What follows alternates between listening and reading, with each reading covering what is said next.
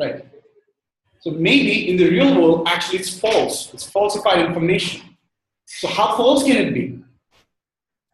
Like there's a 5% chance that my study is actually falsified. The 5% is nothing but the p-value. And the p-value corresponds to the alpha error or the type 1 error. If I say that after a study, the alpha error is 5%, there's just 5% chance that my study can be wrong, it's a good study. Because there's only just 5% chance that I can be wrong. I could be wrong. Like 95% is chance I am right, even in the small group of population that can be represented in the whole population as well. Okay? That is type 1 error. Now, let's talk about a different scenario.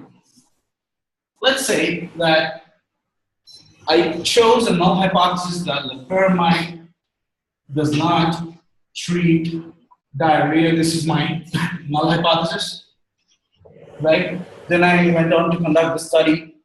And at the end of the study, I found that yes, what I chose was right. Let's suppose at the end of the study, I found that loperamide really did not treat diarrhea.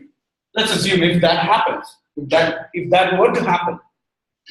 Okay, so I can't reject my null hypothesis. There's no choosing of alternative hypothesis anymore.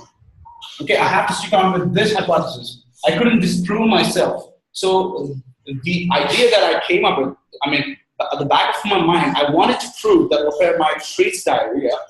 So I took up this null hypothesis, and then I went on to proceed to make a study. And then I couldn't disprove myself. So my original assumption, which is the drug treats the disease, is false. Okay, so I have to stick with this. So my study is like of no value actually. Okay, so let's suppose if loperamide does not treat diarrhea, is the null hypothesis that I've chosen, and I couldn't disprove it. Okay, all right, then I have to stick on with the null hypothesis. Now, what if in this group of population, the drug didn't work? What if in the real world, it really does work?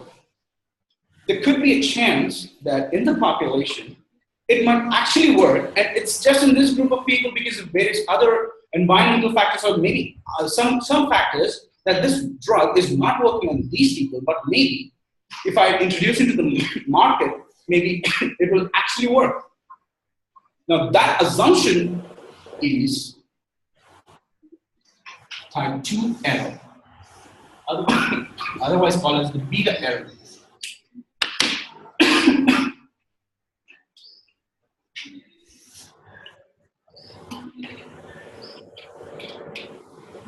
Got it, guys? You want me to repeat again? Okay. Is it like a definition of type 2 error? Okay. Okay. We'll talk about it. Like, I understood the concept, but like, how to word it out. Okay. Okay. So type 1 error.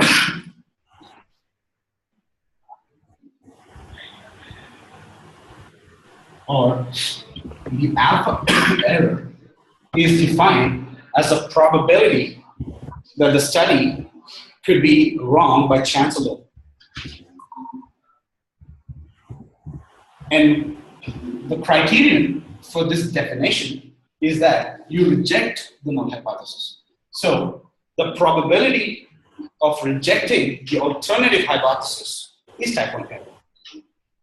And the probability of rejecting the null hypothesis will be type 2 error. Because we chose the alternative hypothesis in the first, in the first example. So, what is the probability that I might reject the alternative hypothesis? Okay. Which is loperamide will treat diarrhea. Yeah. So there's a 5% chance that I might be wrong that loperamide treats diarrhea. Yeah. So in type 1 error, it's like 5%. The P is less than. Yeah. In this type 2 error, it's like.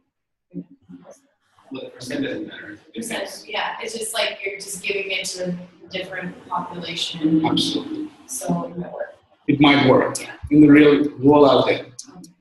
So how am I saying that alpha error can be 5%? It depends upon how good my study is. If I chose that my study should be of a 95% confidence, only then the alpha error is going to be 5%. If I choose that my study should be like with a 99% confidence interval, then the alpha error is going to be just 1%. So that's bad. It's actually a good study. It's good, right? If it's good. Yeah. So like, if I do the same study for 100 times, 99% of the times I am rejecting the null hypothesis. There's only one time, if I do the same study like 100 times, the probability is like 1 in 100 times that my study can be disproved. So basically, type 1 error is the random probability that you reject the Alternative. Absolutely. Type 2 is the random probability you reject the Null hypothesis. And when is this true? When you've already rejected the null hypothesis in the first case, and you've already rejected there's no rejection of alternative hypothesis because you never disproved the null hypothesis in the first place. Make sense? Right? Okay. Right?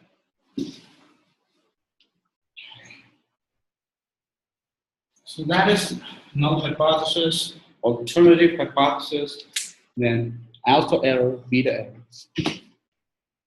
Okay? Now, we already discussed this yesterday, like the confidence interval and the p-value. So whenever the odds ratio or the relative risk, this is significant only if it's greater than 1. And why is that? Because it's a division formula actually. So if you can prove that the odds of developing lung cancer among smokers is greater than 1, then definitely smoking is associated with lung cancer, and non-smokers is not as much as related with lung cancer as that the smokers are. Okay, so odds ratio and relative risk, you need to have it greater than 1. Okay. Now, this is what you do for a small group of population, right? Now, if you want to project this information onto the whole of the population, in large sectors, you want to prove, you want to say that the study that you've come up with, whether it be the odds ratio in terms of case control study or be it relative risk in terms of cohort study. Okay, if you want to project this, that smoking is like 5 times it has 5 times relative risk among to develop lung cancer among smokers when compared to non-smokers. If this is what you're saying, okay, you want to project this information onto the whole of the population around the world, right? So you want to have that more than 1. Okay, so when you're projecting it towards the population, again, what comes into play? Confidence intervals. We can't say with certainty that it's the same what you found in the small group of population that will project onto the whole of the population. The study sample that you're taking, the information, the results you got from that study, from those small group of people, if you want to project it towards the whole of the population, you have to talk in terms of confidence intervals. So the mean or the odds ratio or the relative risk, you will talk even these terms in terms of confidence intervals. Now, if the confidence interval of an odds ratio or a relative risk, for example, if I'd say the confidence interval that smoking causes lung cancer, if the relative risk falls somewhere between 0.05 to 2.35. If I said this is my 95% confidence interval, okay? So I'm saying this is my 95% confidence interval that the relative risk that I found from the small group of population, and I'm projecting it towards the whole of the population, and it's falling somewhere in a range between 0.85 and 2.35. If I'm saying the relative risk is somewhere between this So it can be as much as this, or it can be as much as this. It's somewhere falling between this, right? So it can be, there's a probability that it can be less than 0. Now, if the relative risk is less than 0, does this thing prove our study? It obviously does not, because when I'm talking about relative risk, you want to have it more than 1. If at least this lung cancer development among smokers is at least 1 time to that of lung cancer development among non-smokers, then you can talk about relative risk. It should be at least that much. If there are like 10 people who smoke who develop lung cancer, and there are 10 people who don't smoke who also develop lung cancer, the relative risk is what? 1. It's going to be 1, right? 10 by 10, it's going to be 1. So this is the least thing that you want to have. It should be at least 1. And if it's less than 0, if there are 5 people who develop lung cancer who are smokers, if there are 10 people who do not smoke and still develop lung cancer, what is that saying? Is that not saying that non-smokers are more likely or more prone towards developing lung cancer than smokers? Right? So it's coming the other way around. It's coming the other way around. So you don't want to have it less than 0. Okay? So whenever you have the relative risk or the odds ratio less than 0, the study is insignificant. Okay? Now you know why this is insignificant now. Because you wanted to prove that smoking causes lung cancer, but now that the relative risk of smokers developing lung cancer could probably be less than 0, so that means that non-smokers are more likely to develop lung cancer?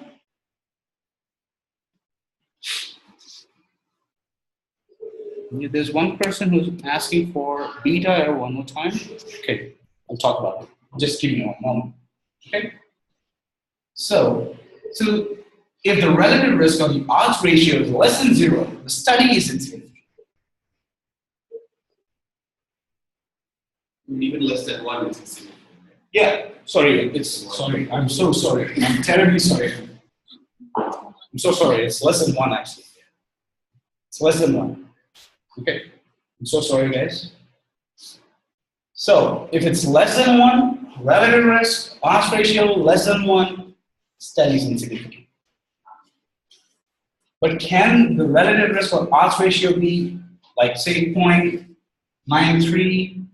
Can the relative risk or odds ratio be 0.93? Yes, it can.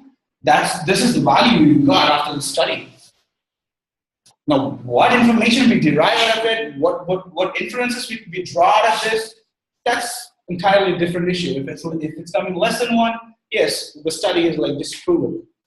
Okay, it's disproved.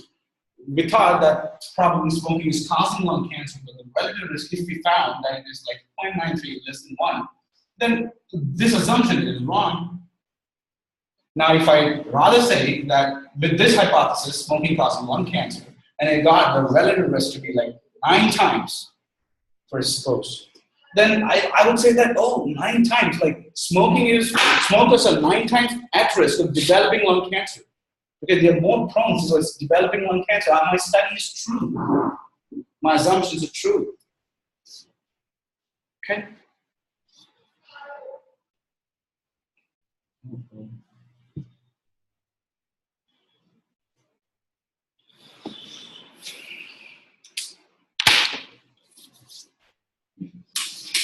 These people got disconnected.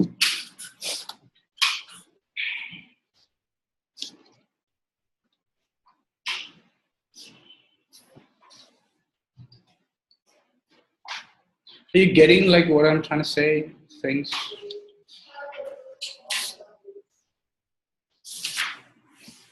Y'all can see?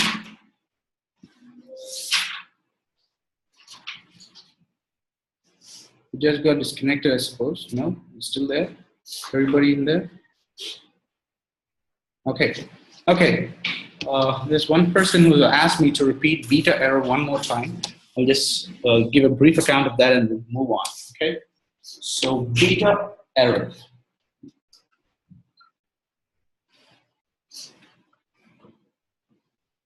Now, the same example I'm going to use one more time. The pyramid. I start with the assumption of my primary assumption would be the pyramid does not treat diarrhea. Okay, this is going to be my null hypothesis. Okay? With this null hypothesis, I start the study. That loperamide is not treating diarrhea. Now, the intention behind this is I want to disprove this. Okay, then I start the study. I start the study, continue the study, and at the end of the study, I get the result that loperamide does not treat diarrhea. I'm unable to reject my own null hypothesis. So if I don't reject the null hypothesis, my study, my initial assumption, actually basically why am I taking this null hypothesis? I actually want to prove that loperamide treats diarrhea. This is what I want, this is what I wish for. But I couldn't do that because at the end of the study I found no association of loperamide and diarrhea. I mean, it doesn't treat it actually. So I'm unable to reject my own null hypothesis and I have to stick with my null hypothesis. Okay, now this is what I got from this small group of population, a small group of study sample, I would rather say. Okay, let's say 100 people. When I studied 100 people, I tested loperamide with people, 100 people with diarrhea, and I couldn't reject my hypothesis. It's not treating them. Okay, that is what I got. Now, what if the drug is really not treating these 100 people, and what if it's treating the thousands and thousands of people out there in the population who have diarrhea? Maybe for some reason that this drug is not acting on these people. Maybe in the real world, if I introduce it into the population, maybe it really does work. Okay, so that probability that I might be wrong in this particular thing, unable to reject my null hypothesis, okay, that is type 2 error. Type 2 or the beta error. Okay, so it's the converse of the, in a way it's a converse of the alpha error. In the alpha error, we could disprove our own null hypothesis, but there's a probability that we might have been wrong. Okay, that is alpha error. Now here also, we are unable to disprove our null hypothesis, but even this could be wrong. Even this, in 100 people, it could be wrong. Now the probability that we could be wrong in being unable to disprove it, now that is type 2 error, or the beta error. We'll talk about statistical power. Like power comes with great responsibility. What Spider-Man said. No, his Uncle Ben said, right? Well, anyway, power is 1 minus beta. Okay, so you want to have the beta error to the lowest possible value. Okay, so if the beta is so much less, say 0.00001, what's going to be the power? 0.9999. So you'll have more power when the beta is less. So you want to have more power for the statistical test that you perform. Okay, so the test that has got more power, you automatically say that, yes, I'm pretty sure that the study that I conducted is true because I'm saying with this much of power. Okay. That is a little bit about power. Now, statistical tests. Okay. Now, before we talk about statistical tests, we need to know what are interval data. Interval data. What is nominal data? Nominal, otherwise called as categorical data.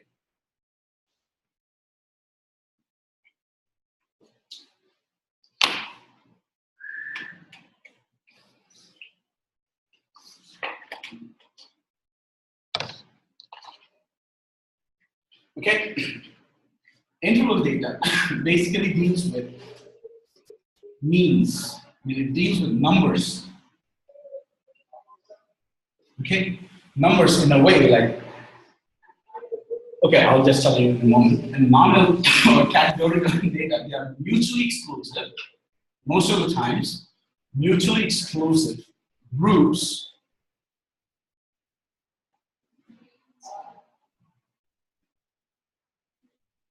with names.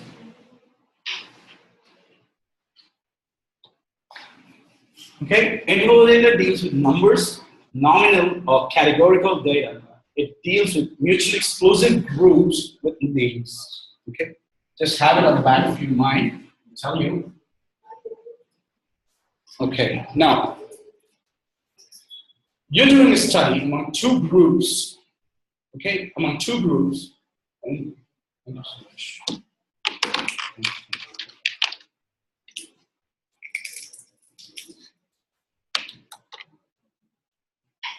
Choose the red one and it's new. Now there are two groups. Okay, let's say African Americans, let's say Asians. And what you're trying to compare is what is the mean of blood pressure among this group, and what is the mean of the blood pressure of this group, and then you want to see if these people have greater blood pressure than these guys or lesser blood pressure than these guys. Okay? So you're actually talking about the means of the blood pressure. So what you do is you take a sample population among African Americans, you take a sample population among Asians, you measure the blood pressure like that sample, and then you evaluate what's the mean for that population. You'll evaluate the mean for the Asian group of population, and then you're going to compare the means. So comparing the means,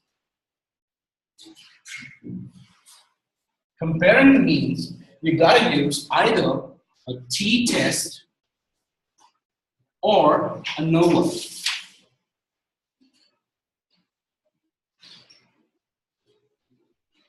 Okay? So, if you want to compare means of two groups, if you are comparing means of two groups for one variable, say mean of blood pressure, this is the variable that you desire. This is the variable that you desire. Okay? And you're comparing the means of this particular variable among two groups, the group of African Americans and the group of Asians. Okay? Now, if you're comparing two groups, means of two groups, you make use of t-test. And if it's 3 or more than 3, you make use of ANOVA test.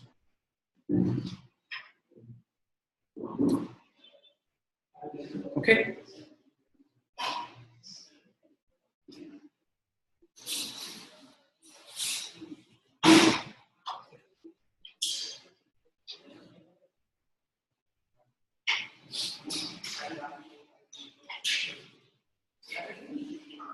Now, which is the test that you want to employ to compare the means of blood pressures among African Americans, Asians, and Latinos?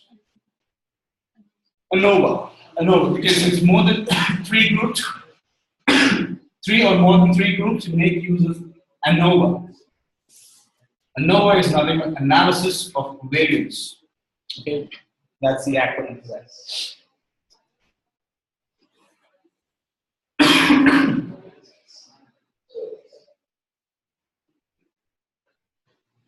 Okay. Now, first suppose the same thing I'll take again, African Americans and Asians and or Latinos or whatever.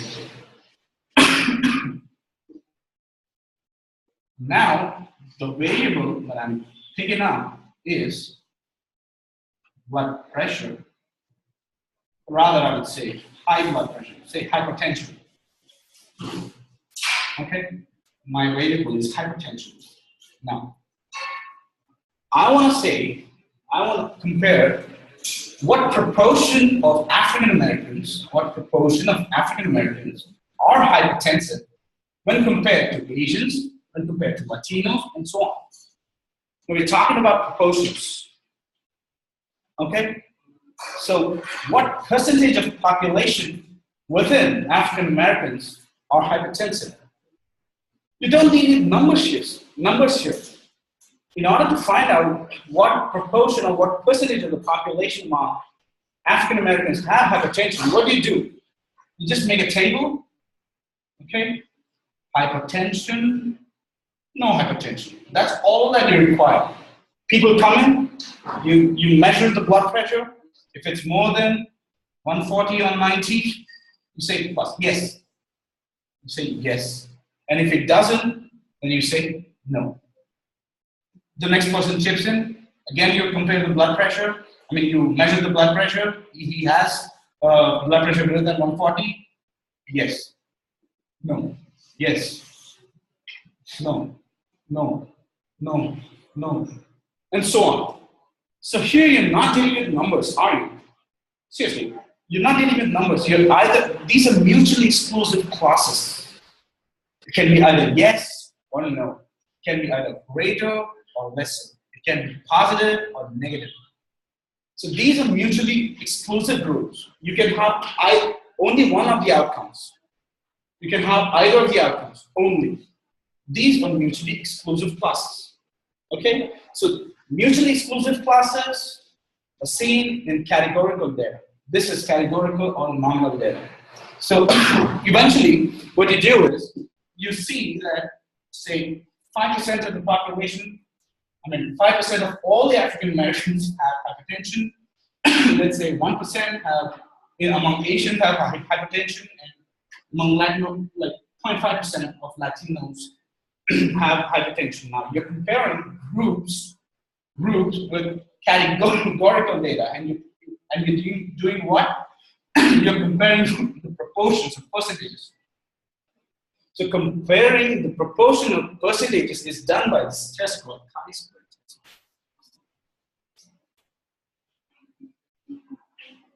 This is a chi-square, more or less. You repeat that, so you're testing the percentages. Basically, if you want to compare the proportions of percentages among different groups, then you make use of this test called chi-square test. If you were to compare means among two groups, then you would choose a t-test. And if you were to compare means among 3 or more than 3 groups, you would rather make use of an ANOVA test. Okay? Hola. So I don't think that people will have to pen down anything more. We are at the end of biostatistics.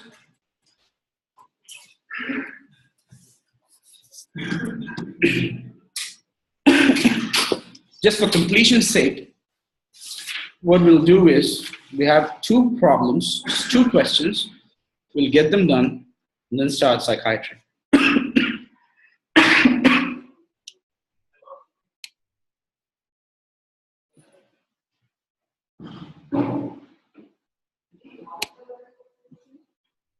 Okay.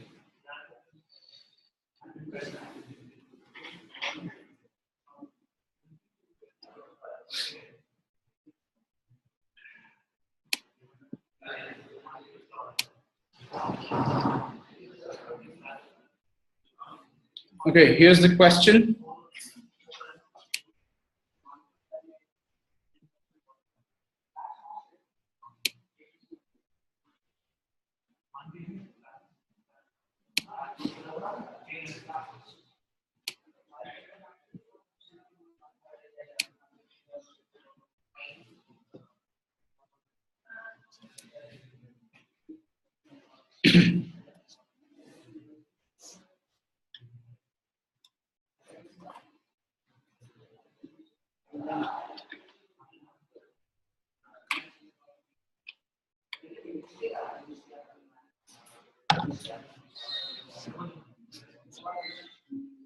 Okay. A researcher studying a novel antiarrhythmic drug demonstrates an experiment proving efficacy of the compound to a saline control treatment. When she repeats the experiment twice more, she does not reproduce the original significant results. Future work also fails to establish efficacy. Which of the following is an example of the experience in the first experiment? In the first experiment,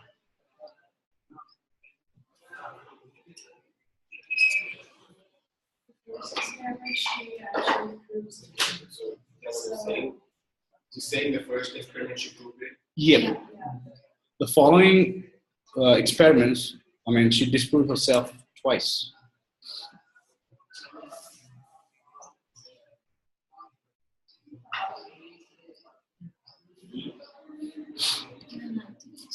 You're saying it's type 1 error. Okay. You're saying that true. 2. How about you? 2. Type 2. Okay. There's one person online who's also saying it's type 2. So like 2 on 2 now. 2 people saying it's type 1, 2 people saying type 2. Is there anyone who's going to break the tie? Oh, I think type 2. There's so many people coming up with type 2.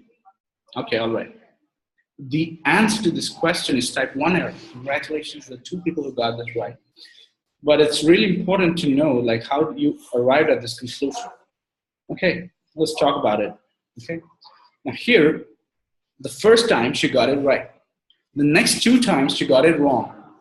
So if she's doing it repeatedly, like twice she got wrong, so it's more likely that it's actually right, and the first time she got was probably by chance. So if she got the first time right only by chance, that is what? Type 1 error. Actually, she should have disproved it, but because of that chance, that 5% chance we talk about, that 5% chance that she might get it right, so in that 5% of chance, she got it right the first time. But the next 2 times consecutively, she got it wrong. Okay? So in order to know like how true your test is or how true your experiment is, how true your study is, if you do more number of times, if you repeat the study multiple times, it will give you an accurate information regarding whether the study that you've undertaken was right or wrong. And if you can, reproduce the same results over and over again. Okay. Okay. So.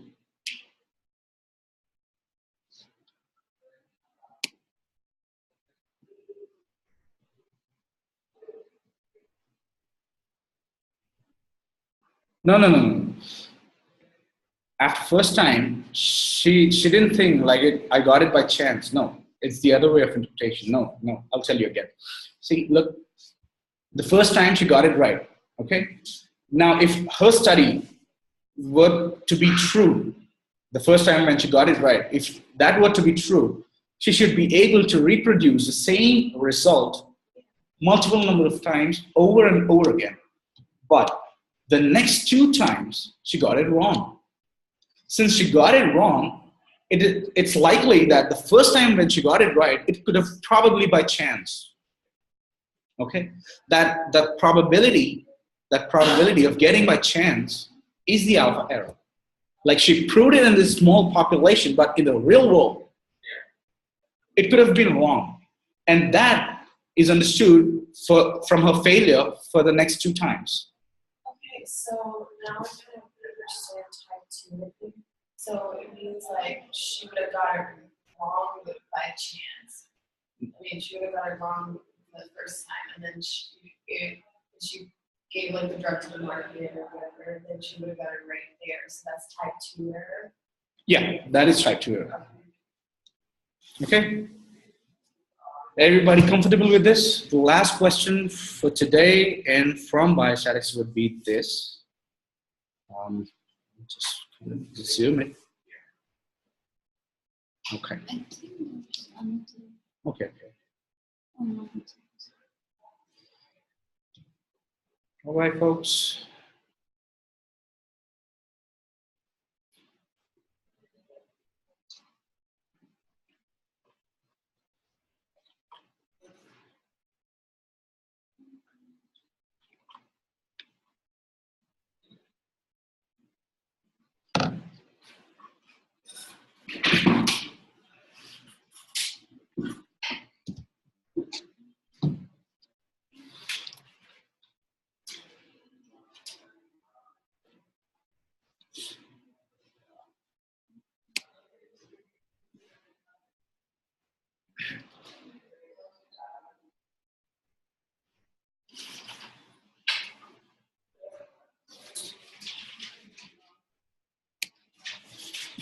Okay, in an outpatient mental health center, young adult patients with suicidal ideation are compared to those without.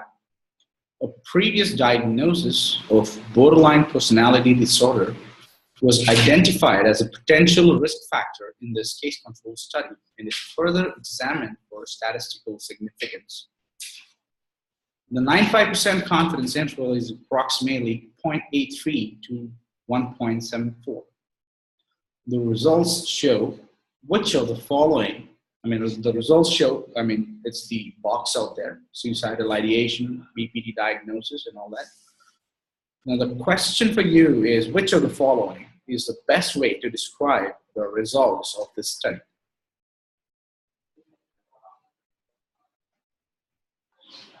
Answers.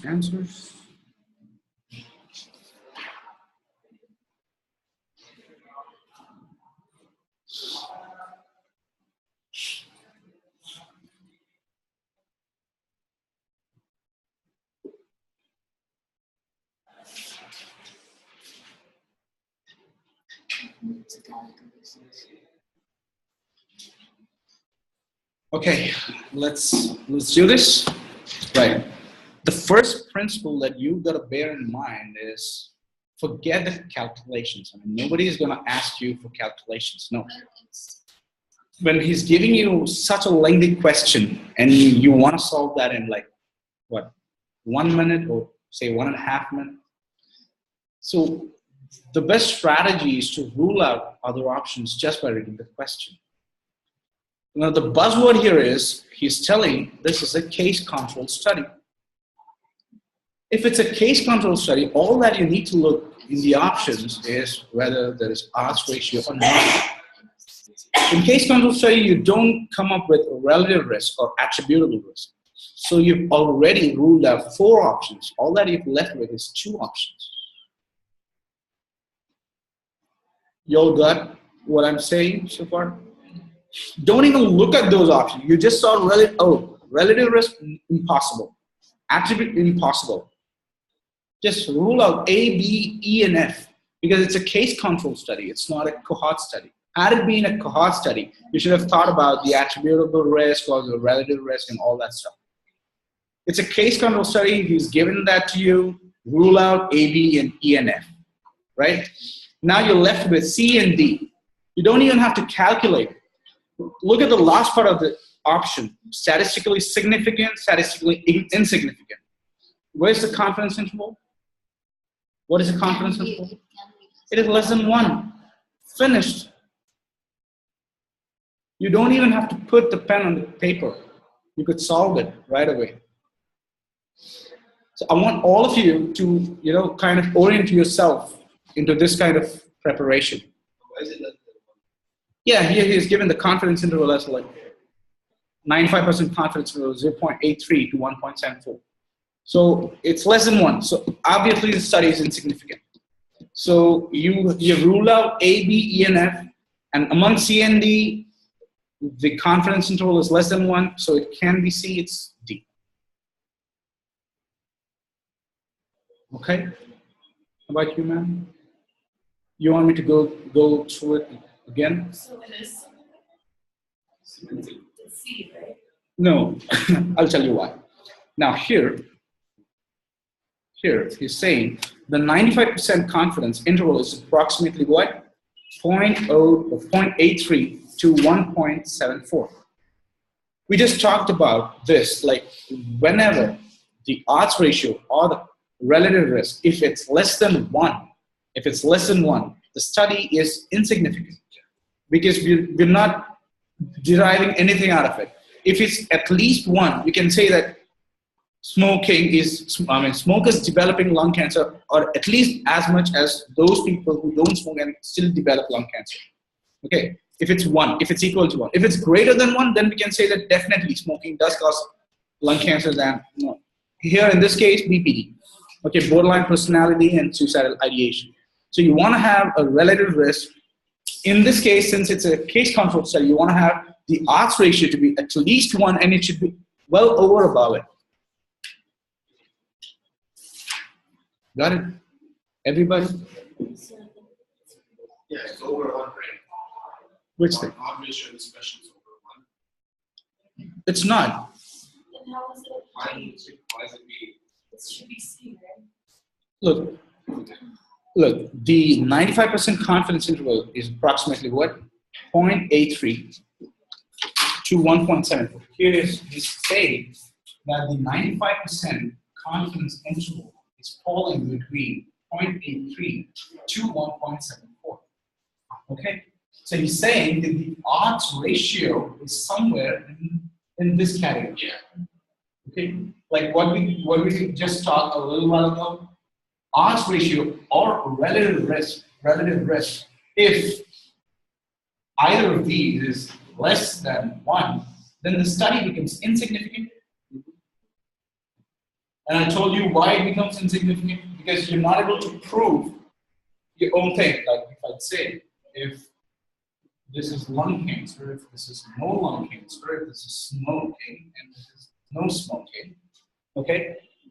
If this is a scenario, like there are 10 people, there are 50 people who are smokers and having lung cancer, and there are only 10 people who have lung cancer and who don't smoke. Okay. What are the odds of smokers developing lung cancer in this? The odds are 50 over 10, that is 5. Okay, you weren't there for that class, I suppose. Okay. So you missed out all this, right? Discussion. You missed it? Okay. I think the question is, here it's given that odds ratio is 1.2. So they're saying that it's more than 1. So why can't it be significant? Right. The odds ratio is definitely okay. Is that your question too? Yeah. You were saying that odds ratio is less than 1. Okay. You're saying it's less than 1, so Okay. I'm wondering why it's less just than 1. Okay. The question here is, when we calculated the odds ratio from the table given, it came out to be 1.2, right? This is the odds ratio that we derived out of the small group of population. Like how many people? Like this 120 plus 400 plus 50 plus 200. Among all these people, this is what we got. But when you're projecting it towards the whole of the population, this is just a sample population. When you're projecting it towards the whole of the population, this odds ratio, this is the odds ratio for this study group. But when you're projecting it, you're getting it somewhere close. I mean, the odds ratio would be between this. Okay. So for this small group of population, the odds ratio is 1.2. That's clear. But when you're actually projecting it towards the whole of the population, you're getting, he's saying with all the conviction that if I take a 95% confidence interval, the odds ratio, which should be 1.2 among these people, when I'm taking a 95% confidence interval, it might shift out to be somewhere between these two values. It need not be the same for the whole of the population. It might vary for this small study group, yes, definitely it's 1.2. But for the whole of the population, it need not be 1.2. He's saying that the probability that the odds ratio for the whole of the population could be somewhere between 0.83 to 1.74. Now, if for the whole of the population, if the probability of, if the 95% confidence interval will be this, for this study group, yes, of course, it is 1.2. It might be significant, but we don't want that. We want this study group to be represented in the whole of the population, don't we? That's the main purpose of a study. So when we are evaluating for the whole of the population, we're getting 95% confidence. What? This. So there's equal chance that it could be somewhere like 0.83, and there's an equal chance that it could be 1.74. So 1.2 is line between, of course, it's definitely line between these two values. But for the population, for the whole of the population, it could be 0.83 as well. It need not be 1.2. 1.2 is just for this study group. Okay? So that is why, although for this study group, the relative risk is 1.2 significant, but when you evaluate for the whole of the population, it's coming out to be insignificant. Rather, if you'd have taken a 68% confidence interval, you would actually shrunk this, this range. Maybe it would have been 1.2 to 5.2, something like that. In this case, if I would have taken a 68% confidence interval, if I would have taken a 68% confidence interval, and if the odds ratio were to lie between 1.2 and 1.52, then with all conviction, I can say that yes, this is statistically significant. But how confident I am? I'm only 68% confident. But if I want to say that I should be at 95% confident, I'm actually, with the 95% confidence, I'm not able to say that the odds ratio is significant. With a 95% confidence, I'm unable to express that the study is significant. I appreciate that. But for this question, they're asking specifically about just results, right? Which of the following is the best way to describe the results of this study? That's why it's D. Well, if that were to, I mean, if that was the question set of intention, he would never have given you the confidence interval in the first place. If he's giving you the confidence interval, he wants you to project this information that you have derived out of the study, to project it towards the population. Now, if he's talking about a 95% confidence, So the answer would be C, right? the answer is C. That's what it was. That's what I was confused. You Okay. said, you said D. Did I? Yeah, you said D. Oh, no? You didn't say D. Okay. Okay. The answer is C. Okay, he thought I said D. Yeah. Okay. No, I mean, people are saying D over here. I would have seen this and, yeah. So it's actually, that makes sense. Right? Everybody's okay with this? Okay, we're done with biostatistics. I hope it was at least as informative as it could have been. Okay, let's start with psychiatry.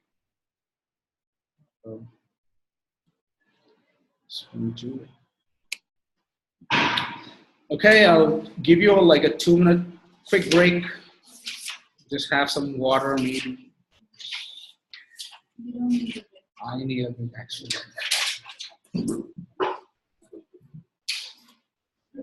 You're all in the preparation mode. You'll all be sturdy, and I know that.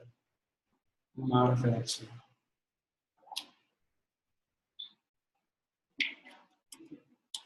When you study residency, No, I am applying this year how did actually. that Hopefully. 17. Yeah, hopefully. If the odds are in my favor. Where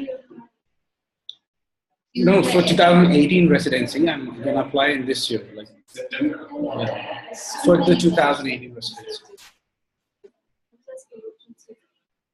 Yeah.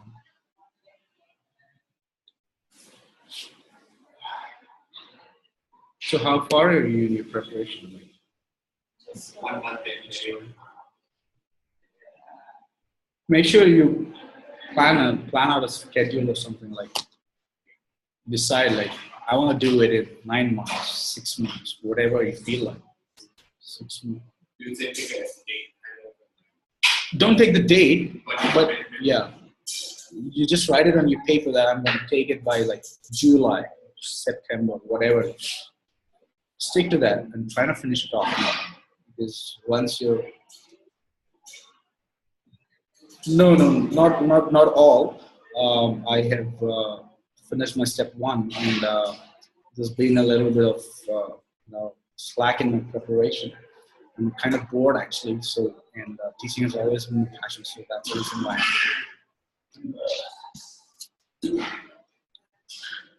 Yeah. Cheers.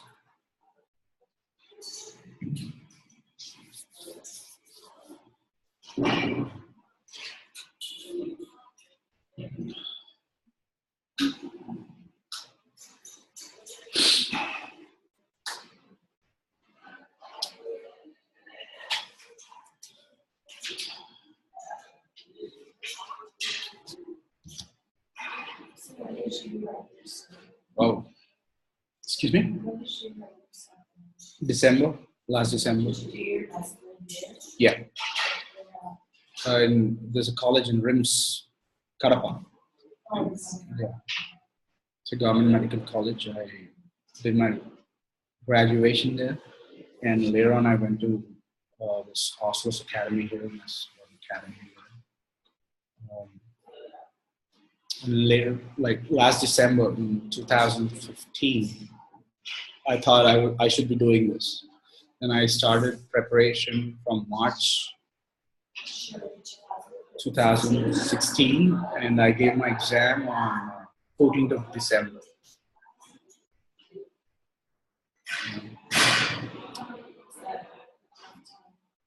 I think it's plenty.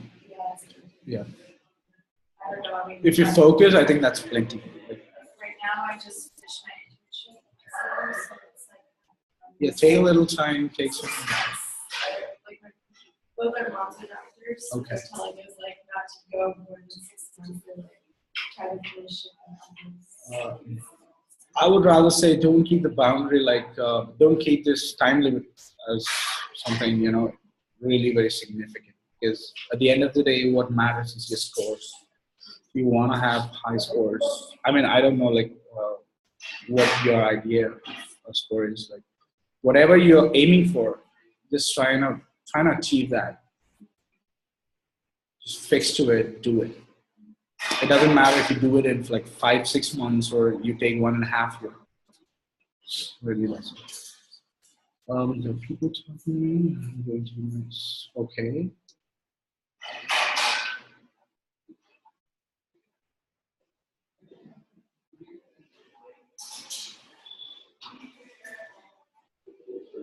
Yeah, sure. I'll talk to you about all of this at the end of my class, hopefully. Okay, let's jump in. Okay. Yeah, I got you, Gopinath and HPFMS, everybody else. We'll discuss about all this stuff at the end of the class. Okay? Okay, hi. Okay. Right.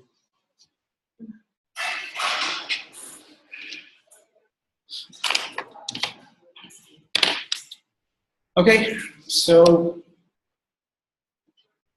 let's start with psychology actually.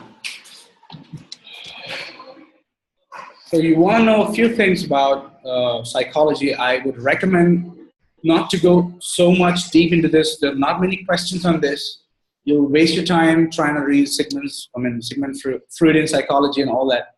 So I would advise not to go deep into that. Just make a note of little points that I'm going to speak in the next couple of slides, maybe.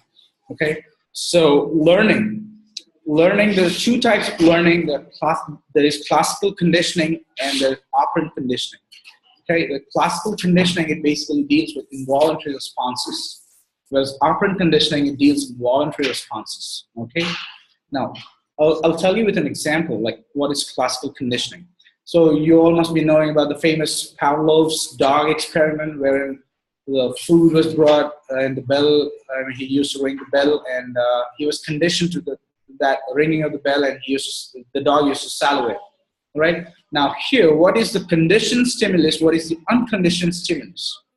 Here, the conditioned stimulus would be the ringing of the bell. So every time the bell rang, the dog used to salivate. The unconditioned stimulus would be the food. Okay, even without the bell, initially the dog used to salivate just at the sight of the food. All right, that is unconditioned stimulus that the dog already had. Now, we bring in this conditioned stimulus that every time the dog is presented with food, Pavlov also rang the bell. Okay, so after a few days, he didn't give the dog the food and only rang the bell, and yet the dog used to salivate. So now he was conditioned towards this stimulus, and hence the dog used to salivate. All right. So usually, remember, make a note of this point actually, that in classical conditioning, there is stimulus first, followed by a response. There is stimulus first, then a response. There was ringing of the bell, which is the stimulus, and then the response, that is salivation. Okay? That is classical conditioning. Now, how is it important for us? That's the main core thing that you need to know. Okay? Now, I'll tell you an example. Now, there's this woman who was diagnosed to have, like, say, lung cancer or, say, pancreatic cancer. Okay? Now she's coming to the hospital, getting the chemo, going back home. Okay? So what are the side effects? What is one major side effect of chemotherapy? Vomiting, nausea? Yes, definitely. So every time she had this nausea and vomiting whenever she used to come to the hospital because of the chemotherapy. Now, after a few days, what happened is, like even without the chemo, right when she entered the hospital, she started feeling nauseous. And because of that terrible feeling, she stopped coming to the hospital. Now, is it not a loss to the patient? Definitely it is. Now, why is this happening? Now, the same thing, if we can, take the analogy of a dog, and the same thing, if we can correlate. So every time she's coming to the hospital, she's getting the chemo, she's having nausea. That is unconditioned stimulus. Now, even when she's not getting the chemotherapy, she's coming into the hospital just by the look of it, just by, all that white coats moving around here and there, all that screams and shouts and, all that kind of ambience she's coming in, that's making her feel that nauseous and vomiting, all that stuff, okay? So that is the conditioned stimulus, okay? So basically she was classically conditioned towards the hospital setup. Now, in order to break that, what we would rather recommend is, why not start the chemo at her home? If we would start giving her chemo back at her home, she would never have that, that terrible feeling of the hospital setup, and she would not feel nauseous the next time she comes in for some other reason. Okay, so that is how we're going to deal with patients who are classically conditioned. All right, so that is a little bit about classical conditioning. Now we'll talk about operant conditioning. It's really, really important. May not be for the boards or for the exam, but this is important even for your study methods. Okay. And to deal with patients, to be frank, okay? In operant conditioning, there is a response followed by a stimulus. There's gonna be a response and then a stimulus, okay? It's the other way around, and most of the times, okay? It need not be true all the time, but most of the times there'll be a response followed by a stimulus. I'll say why, okay? Now, here's a little table that I'll tell you. Now, the two examples, like there's a Skinner box in which a rat is placed, okay? I'll give you two examples. First, we'll talk about this experiment out of which we derived this operant conditioning, okay? So there was this researcher called Skinner. Skinner, what did he do is, he took a rat, he put that rat in a cage, in a box, okay, which had bars all over it, on all the sides, right? And he gave various stimuli to that rat and trying to evaluate the responses out of that, okay? Initially, what he did was he put a bar within that cage, and every time the rat was to, if the rat were to press that bar, it would be presented with food that it wants, okay? So this is what the first experiment that Skinner did. Okay, every time the rat went and hit the bar, it got food, and it was happy with that. So, because every time food was presented when the bar was pressed, now the rat, what it did was it was doing it over and over again. It was all the time pressing the bar, more food is coming in. It's pressing the bar, and more food is coming in. All right. So this is an example of a positive reinforcement. You're reinforcing with some present, some good thing, like food here in this case. Okay, so what it says is, when the behavior increases, the pressing of the bar increases, stimulus is presented. The stimulus, why is it behaving that in such a fashion? Because the stimulus for its behavior is the food, right? The stimulus is the food here.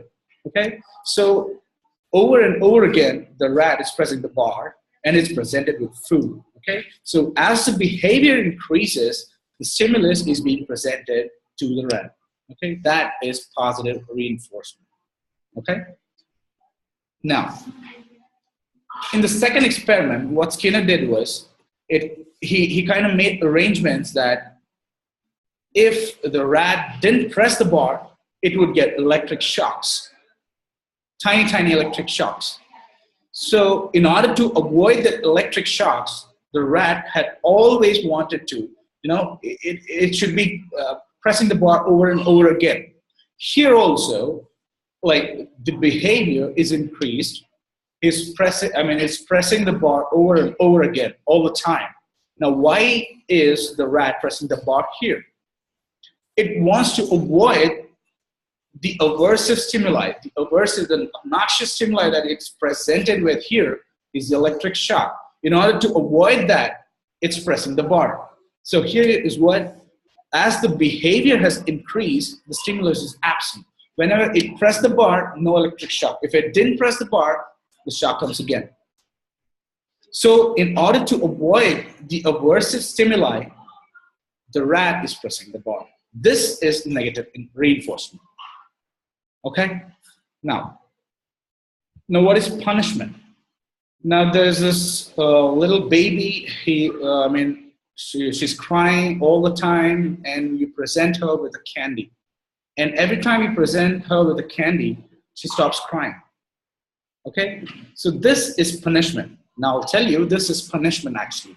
Now, our general sense of punishment is what you punish with some aversive stimuli. It does not necessarily need to be the same. It could be some good stimulus as well.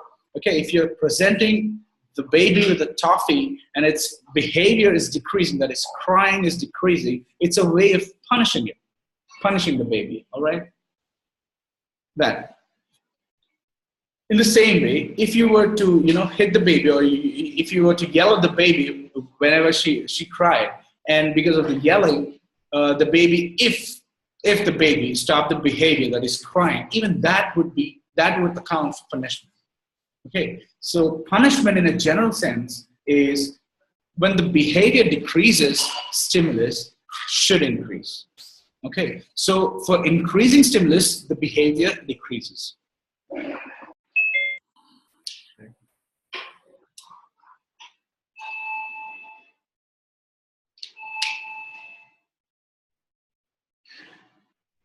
You all can see?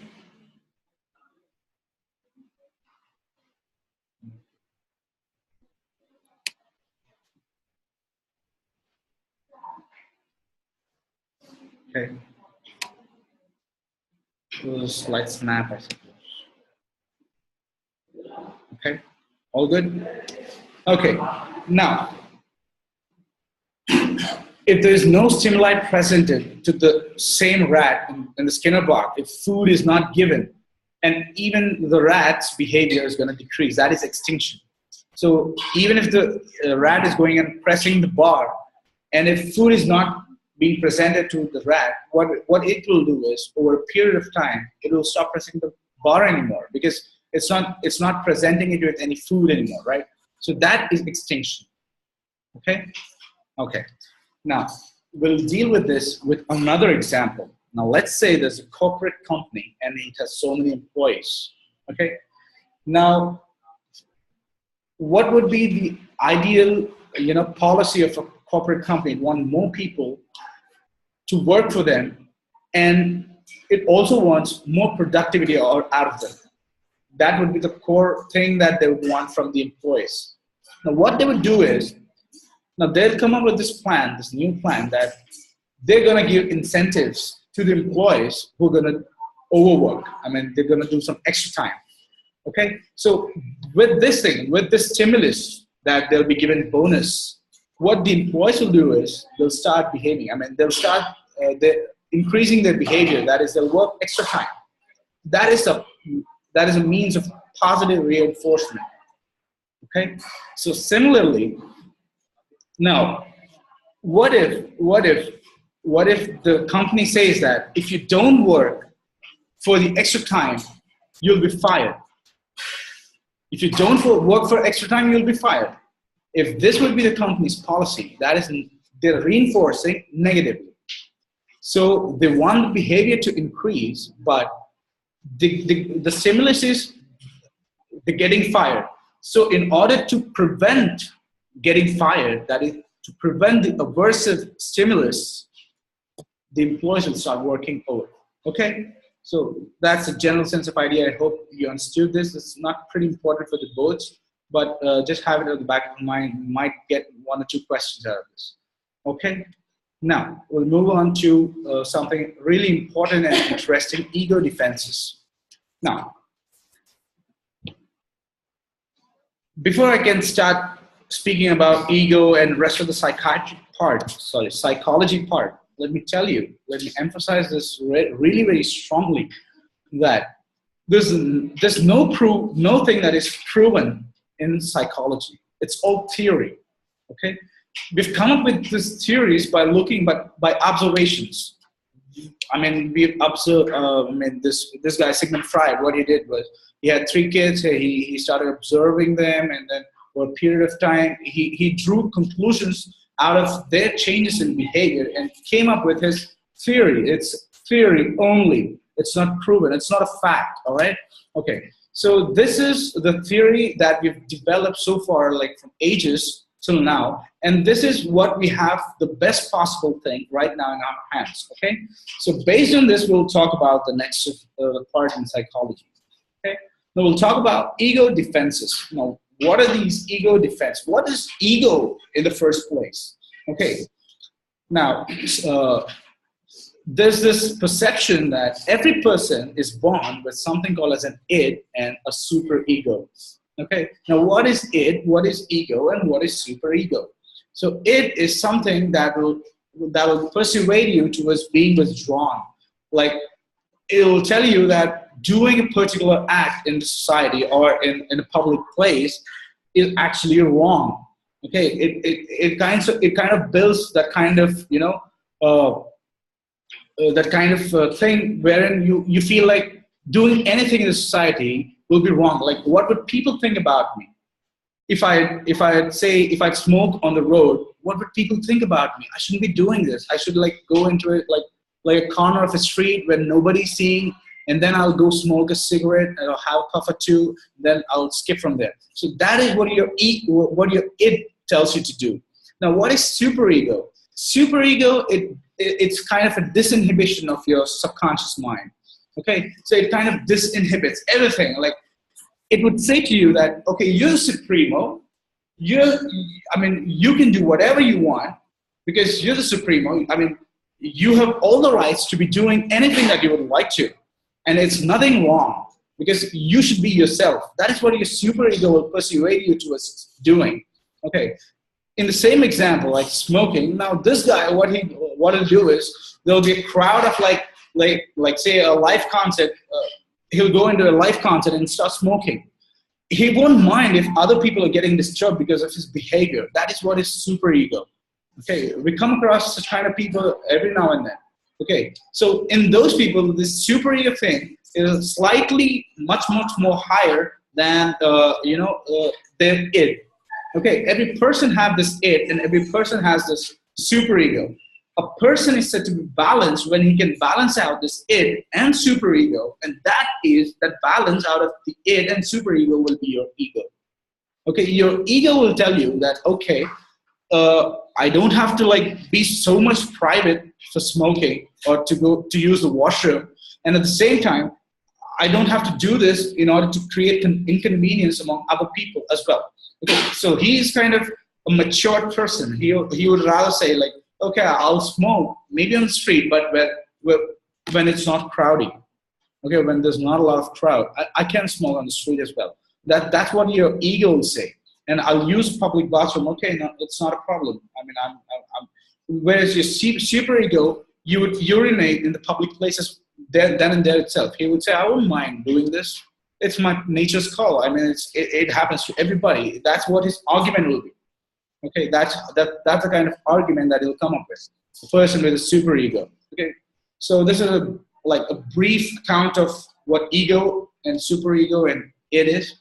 There's more to it, and it's not at all important for the exam. I'm telling this to you so that you can understand the rest of the things that are coming next. Okay, so there's something called as mature defenses and something called as the immature defenses. Now, who are these persons who will have mature defenses, and who are these persons who will have immature defenses? So it depends upon various factors, like right from their birth, right from the time when they're in their mother's womb till their death. There's so many things that a person encounters. Now, you would not believe me if I'd say that there's a subconscious mind in everybody of us that will record every single tiny detailed moment right from your conception. That is right from even before you were born, when you're still in the mother's womb, and till the last breath, till the last moment of your life. It keeps recording everything. You might not be able to access every single moment. Okay, you'll store some parts of it as memories. Okay, the most of it is in your subconscious mind. Okay, when you go to the psychologists, they'll hypnotize you and try to, go back in time, trying to resolve try to find out if there are any unresolved conflicts. Okay, how do they do this? Okay, they're making you sleep in a semi-conscious state, and they're trying to access your subconscious memory. Okay, you can't. It's just like I would say like a hard disk. The two folders, one which you can see and one which is invisible. It's always there. It's like a backup. All right, it's already there, but you can't actually access it every time. You can only access only a few portions of it, as and when required, as and when the circumstance. It prevails. Like if I'd say now. Like when you were studying in your 10th standard, maybe somewhere like in your 7th standard, maybe you came across with this terrible exam that you were so frightened to look at the question paper because you didn't know even a single question out of it. And you were so afraid, and you have every moment, every tiny detail of it, like it's there in your mind, okay? Now, down the line, 2 years later, if I'd ask you, how did your 10th standard exams go? You would say, oh, they were terrible. That's it. That's all that you could recall, because that's there in your memory. Okay, that's the kind of thing that you can draw from your memories. It was terrible. It was awful. I really felt bad. But down the line, like 15, 20 years later, you were presented with similar kind of stressful event.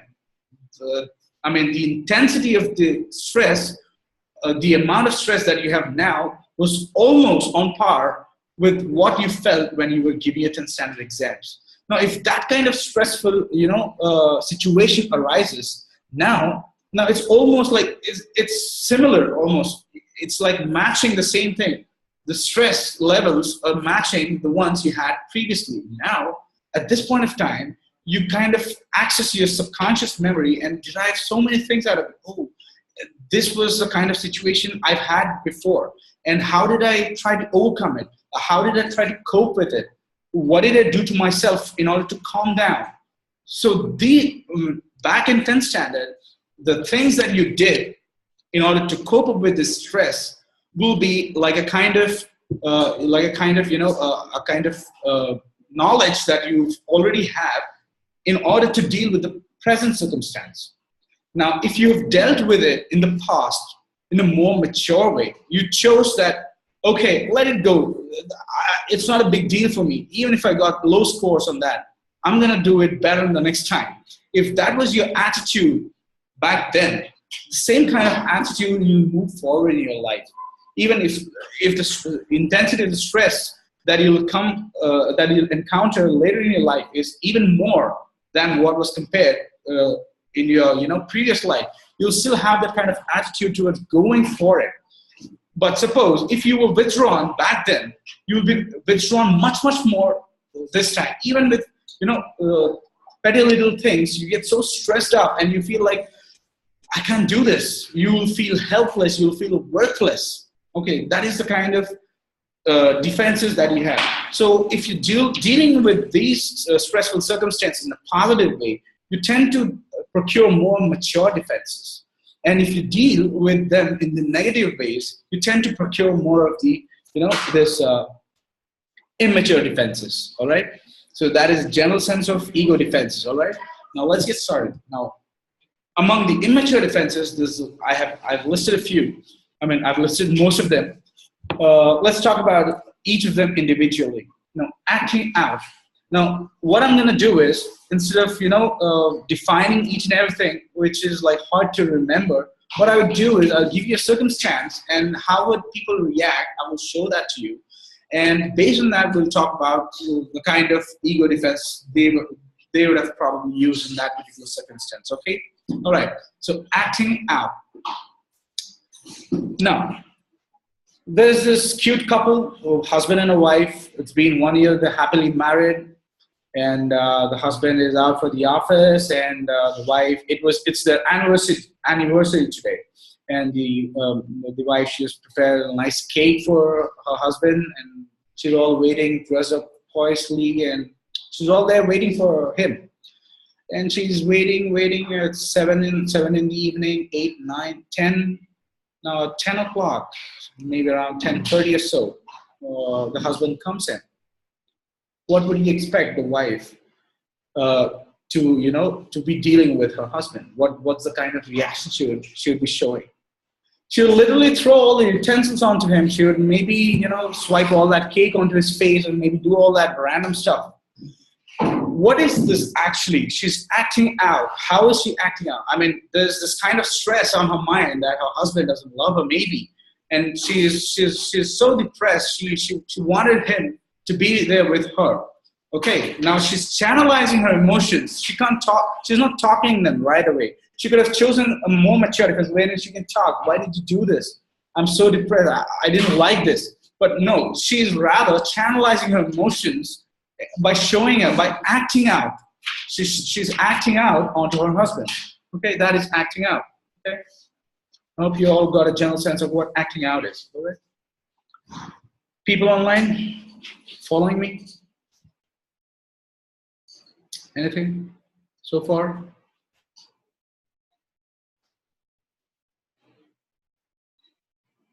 Yeah, that's good to see. Nice responses from all you guys. Thank you. Okay, next. Denial. Denial is what we see among people who have been diagnosed with grave prognostic diseases, usually, or in circumstances wherein their loved ones are no more, the deceased. Okay, like if I'd say, I mean, you're the attending physician, you're sitting in your office, there's a patient, there's a woman who's come to discuss with you the test results she's had. Now, you break the news to her, you say, ma'am, I'm afraid you have cervical cancer. The first response that the woman is going to show is, no, that's not me. I can't be having this. I can't be having cervical. Come on, you must be kidding. Why is she talking out? She'll give you every possible reason. Like, I've always done the good things. I've eaten good. I've exercised everything. I'm happily married to a single man all my life. And you're saying that I have cervical cancer? No. She's in a denial mode. Now, this old husband and wife, and the wife dies, or say the husband dies. Why should I be picking up on women? Okay, the husband dies. All right. Now the wife, she says, no, this can't be true. I can see him. He's sitting right next to me. He's talking to me. Now I'll tell you, there's this amount of grief and bereavement she's going through that she can even see him. She's hallucinating him. That doesn't, diagnose her to have psychosis.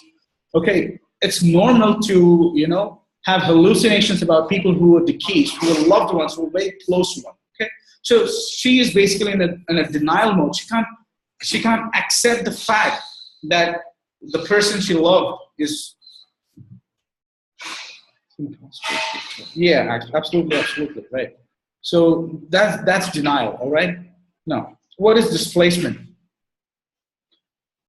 Displacement is you channelize all those emotions that you have onto some other person who is of a greater authority, or rather, I would put it in simple terms, like who is on a higher side in a hierarchy, onto a person who is on the lower side of the hierarchy. Okay, so channelizing emotions or feelings that were actually to be implemented on the person of a higher hierarchy onto a person or a thing of lower hierarchy. If I'd say that there's this boss who came out and yelled at this employee in spite he being the perfect employee for his office, and he's like all fired up. I mean, he's like completely he's angry towards his boss, but he can't show that emotion onto his boss. Obviously, he's his boss, all right? What he'll go back home and he's really disturbed, and he'll have his dog, his favorite dog, is coming in and licking him all over, and he's like completely stressed out with all that has happened in his office, and he would show all that anger and that kind of frustration he has had on his boss onto this dog. He's displacing his anger that should have actually been on his boss onto the more acceptable thing that is his dog. Okay, he'll kick him and he'll just throw him away. Okay, that is displacing from some higher hierarchy to lower hierarchy.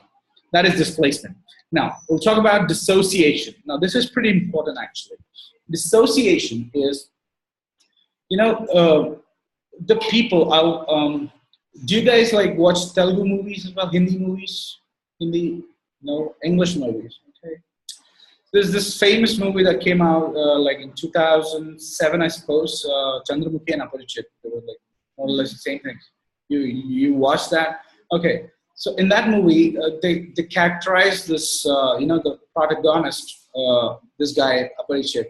Okay, what happened was, he'll show in the movie that he had unresolved conflicts when he was a kid. He lost his sister in that movie because of the negligence of the government authorities for the wire supply and all that stuff. So he dealt it in a way wherein he could not come out of it. He could not accept the fact that she's dead. Okay. And at the same time, he used to get frustrated with every possible negligence that other persons would commit. Okay. Even if it's a tiny one, if it's a little one, even then he used to get completely frustrated. Okay.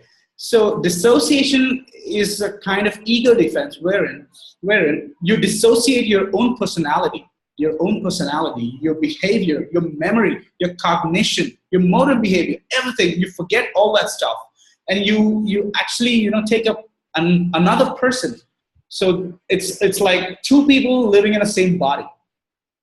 Okay, it's like two people living in one body. Okay, like he'll be one person at one time, and suddenly because of a stressful event, he'll characterize himself into some other person. He doesn't even remember that he was the same person the previous one. Okay, like Ramu changing into Remo, changing into Aparichit. Like at a particular point of time, he's like so innocent, and his memory is something different. He remembers that he's a lawyer, and he remembers that who are his parents. He remembers everything, all that stuff. And now, when he's changed into Remo, maybe he doesn't care about all that. That's a question. Would that be more of a personality disorder? Absolutely, I'll tell you. This doesn't always happen in personality disorder. Absolutely. So I'll tell you, ego defenses are like symptoms. So when they're characterized for a certain amount of time, along with other symptoms or signs for a certain period of time, then we call that as a disorder. That will be a disorder. Okay, these are symptoms, and these symptoms will account for the disorders that will happen. Okay, so that is dissociation. One person changing his cognition, his memory, and his motor behavior is all different now. Okay, that is displacement. Okay, yeah, split personality. Yes, absolutely, dissociation. Next, fixation. Now it's really very common. Temporarily fixing onto some things of a younger age. Like there are some people you would see that who are very fond of ice creams. Okay, back in childhood, everybody is like fond of ice creams. But when you're a mature adult, like if you have ice cream one or twice in a week, or maybe like 10 days, if you have it, it's good. If you don't have it, you're still like, it's okay if I don't have an ice cream. But these people are like fixed towards that, having an ice cream.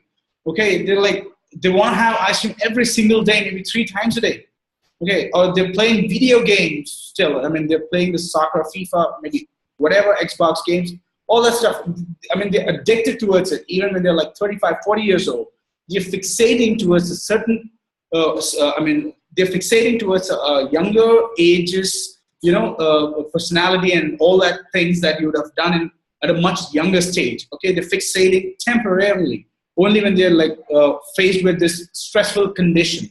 Okay, when they're jobless. And once they're back into the job, they're again normal. Okay, it's not going to interfere in their personal lives. It's not going to, disrupt their normal behavior and their day-to-day lives. Okay, but when they're faced with this stressful event, like they lost their job, I mean, they broke up with their girlfriends, they have nothing to do, they play video games all day and all night. Okay, so that is fixation. Okay, am I going a little fast or too slow? Should I be a little faster? Fine, everybody. Faster than excuse me. Excuse me. Yeah, I can. Okay. And how about the people online? It's fine. Should I be a little quick? Only for the ego defenses. Okay, it's fine. Cool. Right now, idealization. Now, idealization as an ego defense, I would say, I would call him the optimistic guy. I mean, he's good. I mean, he talks. I mean, he would actually imagine a person with all the good qualities only. Like, if I'd say, if you are the only doctor in your whole family, there's a whole big clan of yours. Say, suppose you've got a big family, an enormous family, and you're the only doctor. Everybody's like, okay, he's the best guy. He's phenomenal at his job. I mean, he's the best diagnostician I've ever met. Is what your relatives think about you. Okay. So they idealize you. I mean, they'll also tell to the kids who are younger, like, okay, you've got to be like him, like this uncle who is a doctor now, okay? So idealizing somebody, okay, who you might not necessarily like him, but you can still idealize him, okay? Well, even though he might have a little flaws, he might go wrong in a couple of diagnoses maybe, or he might have missed a few treatments, a few managements, but still, this guy who has this ego defense of idealization, he would choose to skip all those flaws and he would only pick up all those good qualities in the person. So he's idealizing towards him. I would say APJ Abdul Kalam, okay, I take him as an ideal, okay? So that is idealization, all right? Now, identification or interjection, okay? This is slightly different from idealization in a way that in identification, what you do is you kind of, subconsciously, you kind of behave in the person you like. Like, usually this is seen in teenagers. They like this particular band, and they grow like say if there's a person who likes David Guetta a lot, he kind of tries to dress like him. He tries to kind of have the body that he has, kind of make his hair like his, color them, and all that stuff. Actually, he might not, when you'll ask him, when you'll encounter with him, he would not tell you that I want to be like David Guetta. That's not what it's subconscious. He walks like him, he talks like him. If somebody's a great fan of Shah Rukh Khan, he would speak like him, okay? That's what he does from his subconscious mind, okay? That is identification, okay? Now, if somebody does this consciously, if I'm talking like say, the now president, Donald Trump, if I'm talking like the way he does, then I'm actually imitating him, right? If I do it consciously, I'm imitating him. If I do it subconsciously, it's identification. The other term that can be used synonymously with identification is interjection. Okay? So far so good. Now, intellectualization. Please excuse me for a moment.